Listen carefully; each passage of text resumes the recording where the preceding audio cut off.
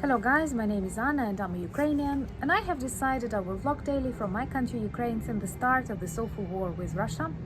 And in my daily videos I try to update you on the important situations inside my country Ukraine, and I'm always glad to answer your questions and to clarify some facts from our history and our background. And just yesterday I received a message with many questions about the everyday life in Ukraine, and I have decided, even though I have already recorded a vlog about this everyday life and how it all changed for us with the start of this war, I thought it's possible to update some information and to answer these questions from one of the viewers in England. So number one is how different our life became, and of course it became tremendously different, but much depends on the region Ukrainian located is. You all know that I live in a semi-safe region in the west of Ukraine, where we have lots of internal refugees and many international companies come to observe and work here, because it is semi-dangerous here. When I say this, I mean we don't have Russian troops on the streets. We had missile attacks, we have them from time to time, but in general we are able to continue our work, education, and so on.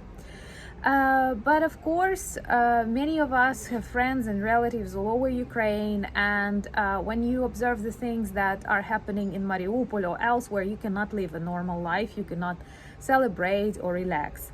Cafes, bars, schools, universities work. The education continues in a distant format. COVID prepared us to that, and now we continue working that way, because when it is an air raid, for example, and many people have to go into a bombing shelter, it's pretty difficult to guarantee 100% safety for students, for example. Plus, many people are abroad and children are abroad. That's why this distant format helps us to continue education, for example. Then people are encouraged to work, and businesses are encouraged to work, and organizations also. And in the western part of Ukraine, it's totally okay.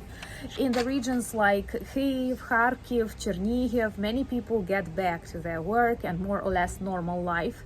And I was very much worried about Kharkiv, because that's the city I have been to many times. I have defended my dissertation there, and I have some sentiments to it. And from what I know, they have already resembled the transportation, the city transport, and that is also important because it brings you back to normal life. I know that cafes are working in Kyiv, and many people take it as an extremely important symbol, even though it is still dangerous. And today Zhytomyr region, Poltava region, Odessa regions were shot with missiles, but people try to stay strong and to live a normal life. Which things we took for granted, and now we lack peace. You know, even in 2014, we started wishing each other peace for birthday, for Easter, for Christmas. This is not like, this is a traditional thing to wish, but for decades, it was like something you take for granted.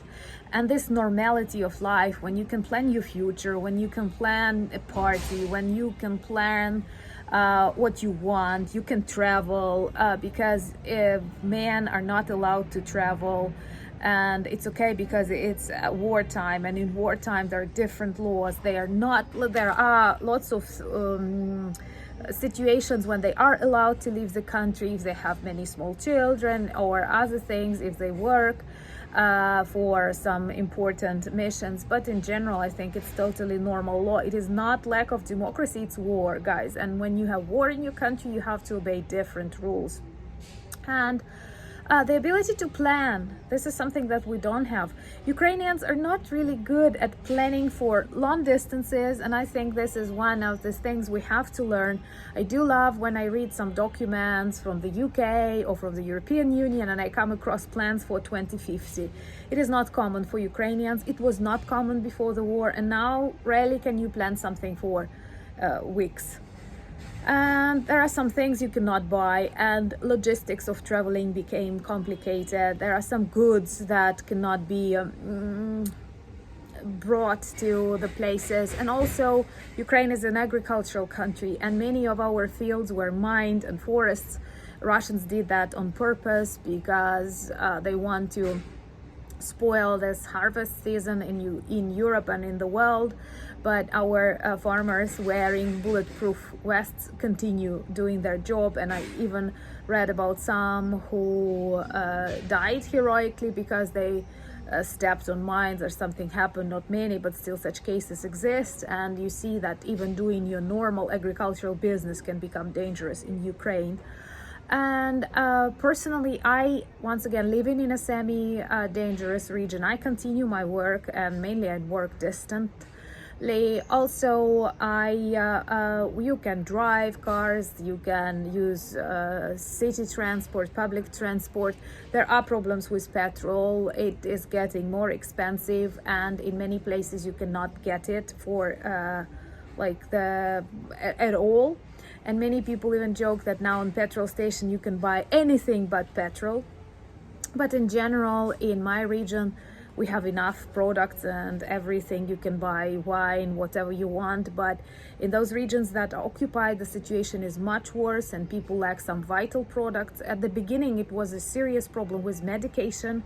And even my family felt that, because lots of factories and lots of ways by which these medications were transported to drug houses, for example, they were blocked, and people with serious chronic conditions lacked. And I think that close to 3,000 people in Ukraine died during this war because they lacked medical help. Because they could not manage to travel to hospitals or to get the medications they needed. And it is so that still in some regions that are, I'm sorry, I'm outside, still in some regions that are under occupation, people have problems with this medical help because Russians do not always follow humanitarian rules and allow help. And talking about my friends, I have friends all over Ukraine, and they have different stories. Some of them are refugees, some of them are fighting in the Ukrainian armed forces, some of them are in the territorial defense. The majority of my friends are volunteers, and all of us try to volunteer in one or another way by providing information, by donating money, by buying things, by communicating. And I think it's like almost every person in Ukraine is a volunteer to a particular extent, and this is what makes us very different from the Russians. I don't think they could organize volunteering and territorial defense and have so many volunteers for fighting on the battlefields to protect Ukraine. So that is what makes me really proud. Also, I am worried very much about the fact that the world gets used to war in Ukraine, and many of you tell me that there are fewer messages about war in Ukraine. And of course, there are some things that make me feel more optimistic, starting from Lend-Lease and lots of weapons that we receive from our allies. And also the fact that many previously occupied cities, villages and territories are now freed and back under Ukrainian rule. And in general, the view of that Putin and his parade and their speeches and all of that makes me feel optimistic, because I realize they are losing this war, and hopefully this regime will fall, because I don't see any other option to win this war but just to stop Putin's regime, to prosecute him and to execute him. But in general, we are afraid that people will get used to that fact, and this conflict can get frozen. It's full-scale war, and such things should not exist in the modern world, and particularly in the center of Europe. So for us, it is very important to become in future members of the European Union and NATO. I do understand such organizations have lots of pros and lots of cons, as anything in this world, but for Ukraine it is extremely important to finally join a different, mental part of the world, to stop being associated as a post-Soviet country, and that is what very important for us.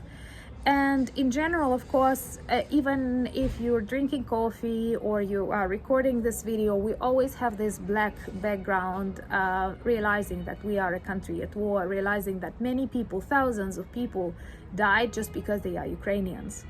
This is something I could never imagine in my life. Of course, I have read history books about the Second World War, but I believe this experience taught us a lot. And now I see, no.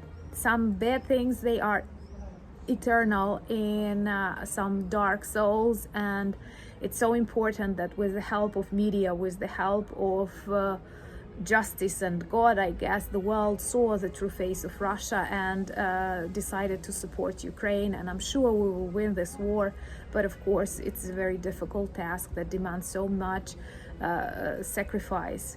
And I'm very grateful for your support. I'm also grateful for your questions because they inspire my answers. Grateful for your advice.